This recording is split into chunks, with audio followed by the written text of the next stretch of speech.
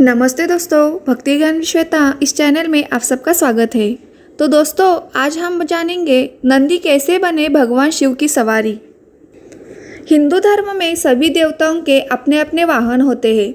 जैसे भगवान विष्णु का वाहन गरुड़ है, माँ लक्ष्मी का उल्लू, भगवान गणेश का मूषक है, उसी तरह भगवान शिव की सवारी नंदी है।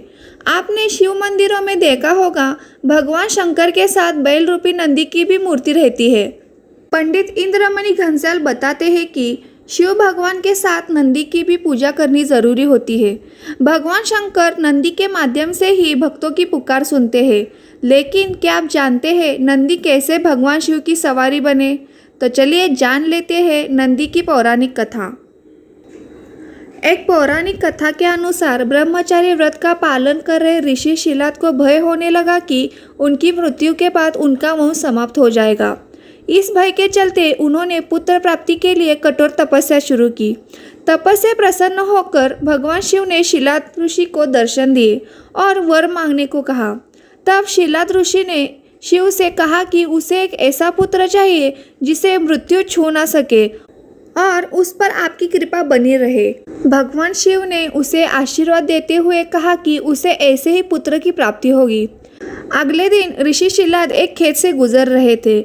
उन्होंने देखा कि खेत में एक नवजात बच्चा पड़ा है।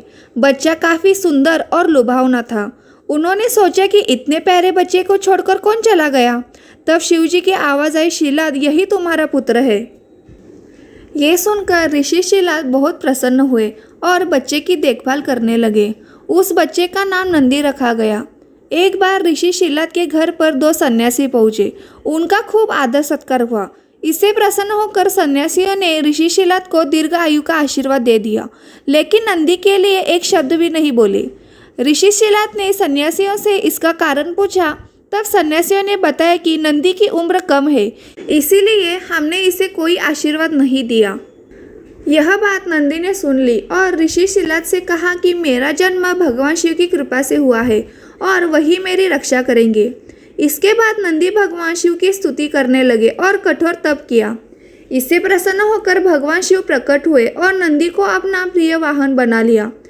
इसके बाद से भगवान शिव के साथ नंदी की भी पूजा की जाने लगी। दोस्तों, यह जानकारी आपको थोड़ी सी भी अच्छी लगी हो तो वीडियो को लाइक कीजिए।